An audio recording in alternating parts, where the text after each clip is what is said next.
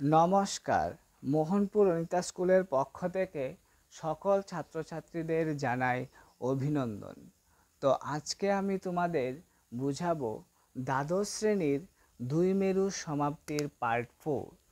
তো দ্বাদশ শ্রেণীর দুই মেরু সমাপ্তির পার্ট 1, পার্ট 2 এবং পার্ট 3তে আমি তোমাদের বুঝিয়েছি যে দুটি মেরু কিভাবে আলাদা হতে শুরু করেছিল এবং দুটি মেরু থেকে সোভিয়েত ইউনিয়ন কিভাবে ভেঙে পড়েছিল।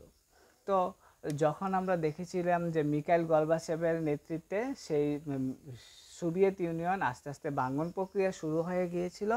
তো তারপর মিখাইল গর্বাচেভের পরবর্তী সময়ে 1991 থেকে 1999 পর্যন্ত বরিস এলিৎসেনের নেতৃত্বে কিছু রাষ্ট্র তাদের স্বাধীনতা ঘোষণা করেছিল।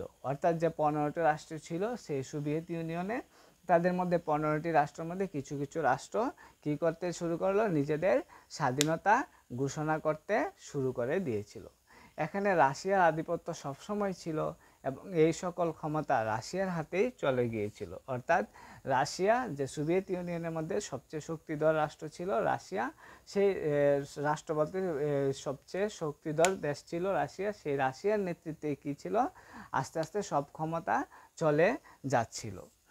তারপর আমরা দেখব যে আসলে সেই সোভিয়েত ইউনিয়নের যে আধিপত্যটা, সেই আধিপত্যটা কিভাবে আলাদা হয়ে গিয়েছিল সেই সম্পর্কে আমরা পার্ট 3তে দেখেছি। এবার আমাদের 1917 সালে লেনিনের নেতৃত্বে যে সোভিয়েত ইউনিয়ন গঠিত হয়েছে, সেই সোভিয়েত ইউনিয়ন 1991 সালে মাত্র 74 বছর বয়সে কিভাবে, অর্থাৎ 74 বছরে কিভাবে বিলুপ্তি সাধনের পথে চলে গিয়েছিল, এটা সত্যি একটা ভাববার বিষয় ছিল। কারণ মাত্র 74 বছর তারা কি করেছিল, রাজত্ব করেছিল। এই 74 বছরেই তাদের সেই আধিপত্য আস্তে আস্তে কমতে গিয়েছিল এবং 74 বছরেই তারা বিলুপ্তি সাধন করে নিয়েছিল। তো প্রথম বিশ্ব ছিল মার্কিন যুক্তরাষ্ট্র এবং দ্বিতীয় বিশ্ব হিসাবে ছিল সোভিয়েত ইউনিয়ন। এবং সেই সোভিয়েত ইউনিয়ন আস্তে আস্তে কী করছিল, যে আধিপত্য বিস্তার করেছিল, সে আস্তে আস্তে সোভিয়েত ইউনিয়ন ভেঙে পড়েছিল এবং সোভিয়েত ইউনিয়নের যে রাষ্ট্রগুলি ছিল সেই রাষ্ট্রগুলি আস্তে আস্তে কী, যে 15টা দেশ ছিল, সেই দেশগুলি আস্তে আস্তে নিজেদের স্বাধীনতা ঘোষণা করতে শুরু করে দিয়েছিল।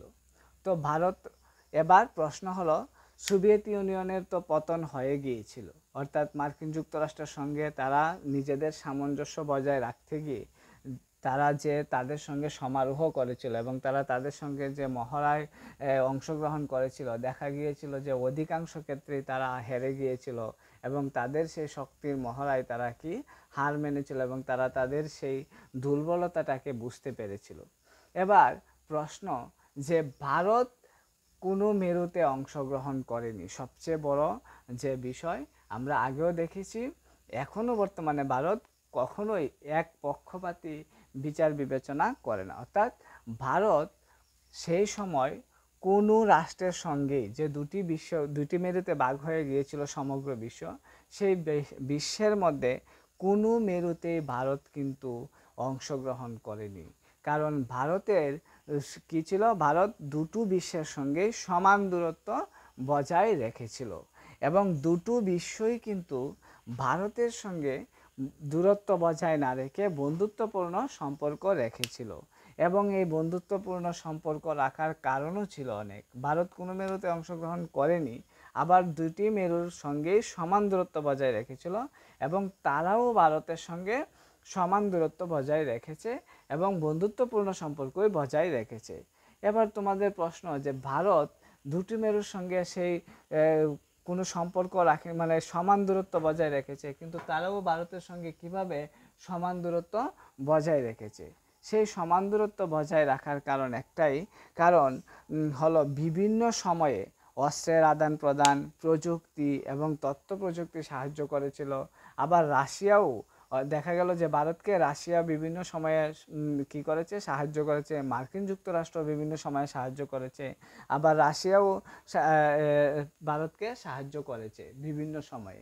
মার্কিন যুক্তরাষ্ট্র বিভিন্ন সময়ে ভারতকে সাহায্য করেছে। এবার তোমাদের প্রশ্ন থাকবে যে তারা এইভাবে ভারতকে কেন সাহায্য করেছে? তাদেরও স্বার্থ ছিল ভারতের সঙ্গে সুসম্পর্ক বজায় রাখা এবং ভারতকে সাহায্য করার, কেন স্বার্থ ছিল? কারণ ভারত ছিল একটা বিশাল বড় দেশ এবং ভারতের জনসংখ্যা ছিল অধিক, যার কারণে ব্যবসায়িক দিক বজায় রাখার জন্য অর্থাৎ অর্থনৈতিক দিক উন্নতি করার জন্য তাদের আপ্রাণ চেষ্টা ছিল ভারতের সঙ্গে সুসম্পর্ক বজায় রাখা। কারণ কোনো দুইটি বিশ্বের মধ্যে কোনো বিশ্বই ভারতের সঙ্গে মানে কোনো বন্ধুত্বপূর্ণ সম্পর্ক ছাড়া অন্য সম্পর্ক রাখতে পারে না, কেননা তাদের অর্থনৈতিক দিক দিয়ে ভারতের উপরে নির্ভরশীল করতে হবে। কারণ ভারত হলো তাদের একটা বাণিজ্যের জায়গা, ভারতের লোক সংখ্যা সবচেয়ে বেশি, এই জন্য তারা সবসময় ভারতের সঙ্গে সুসম্পর্ক বজায় রেখেছে এবং ভারতও সব রাষ্ট্রের সঙ্গে সুসম্পর্ক বজায়